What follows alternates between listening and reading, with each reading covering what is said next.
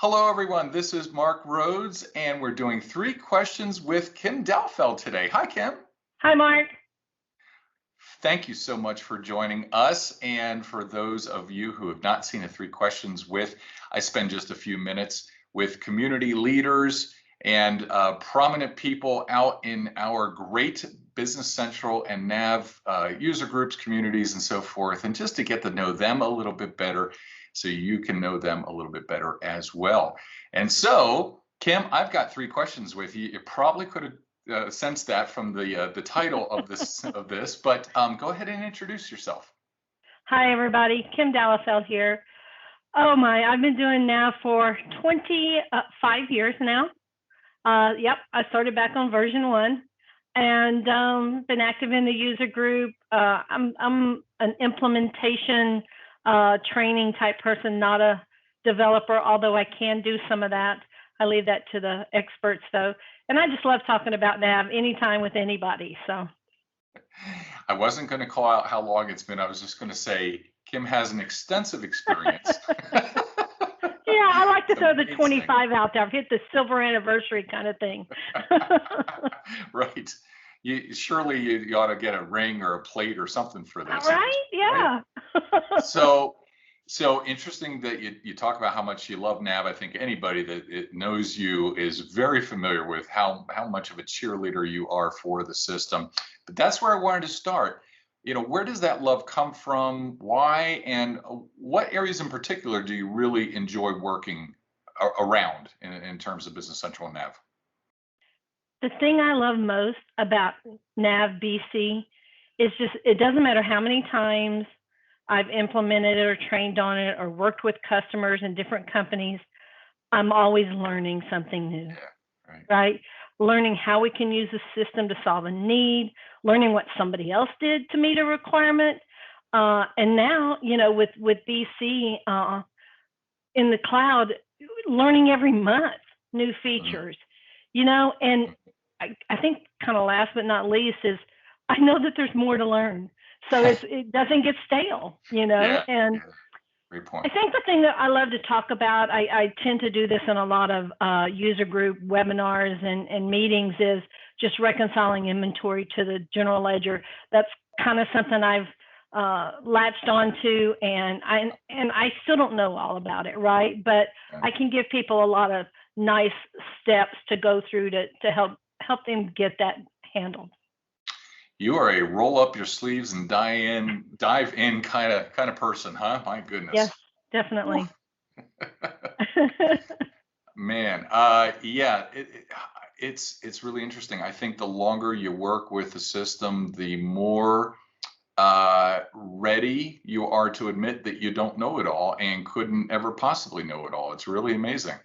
It is, and years ago I did a lot of work with the jobs module, but then it has gone through some changes, and I don't know everything about the jobs module now. Same thing with service management.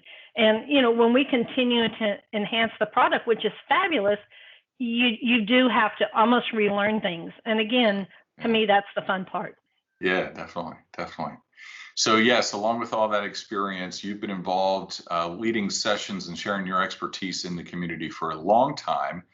There's probably a fair number of people out there that don't know that you were the first board chair for the NAV user group. That was 2008, if I remember right. Is that right?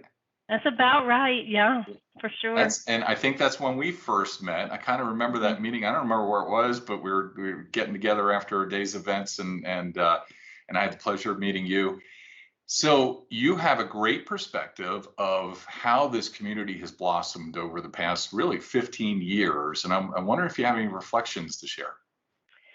When I first got involved, NAVUG was managed by about 3 people, and it hadn't really had any growth in its first few years. And I kind of took over from Mike Ball, who was part of that group, when Dynamics Communities just got involved, right?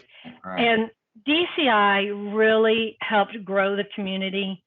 I know back in the day, we were part of the Microsoft big convergence event. And I can remember being so excited when we started having our own event, our summit. Right. I think we wanted to call it forum at one point. It was And called forum for a while because it was. it had to be different, right? I know the NAB people always thought we were different and special, which we are, but that's okay. Which we are, yeah. And I remember I worked for a partner for a few years, and they weren't involved in the user group no matter how much I tried to get them involved. And after coming back from that, I went to Summit in Nashville. What was that?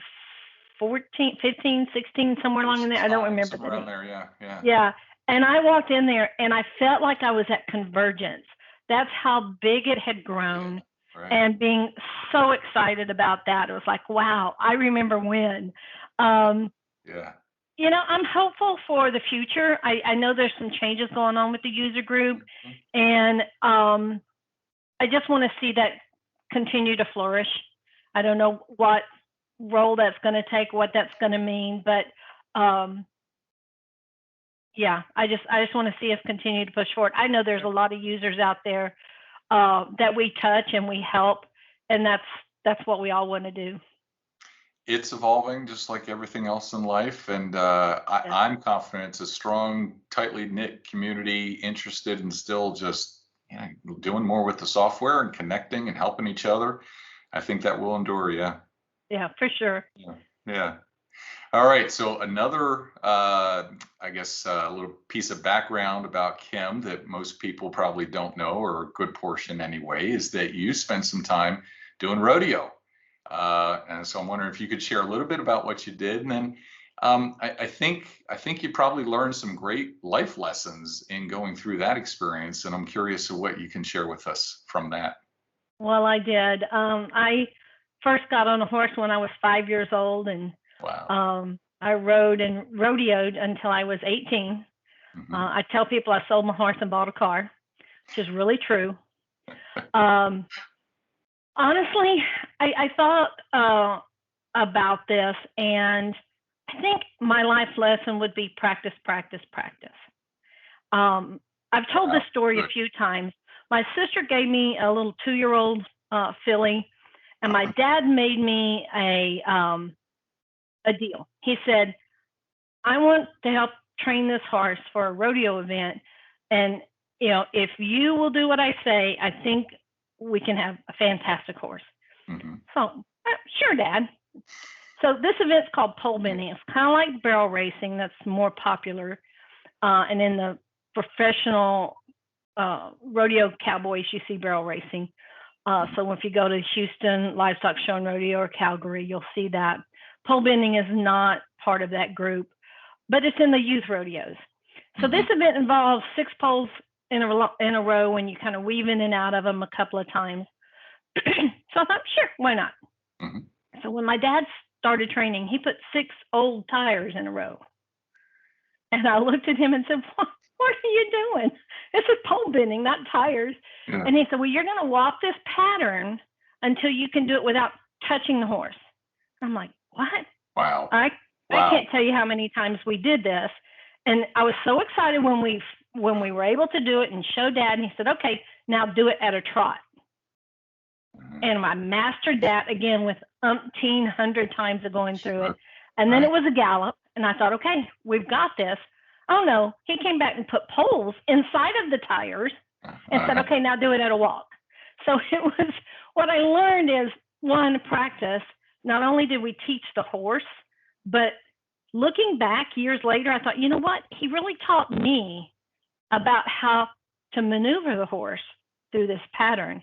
So it all, I guess I have this thing about learning and teaching, but it goes back to practice. And, when you're doing a session for Summit and or a webinar, and you get your material together and you practice a little bit, it's going to come off smooth, right? So it's all about practice. And even when you go to do a training session, right?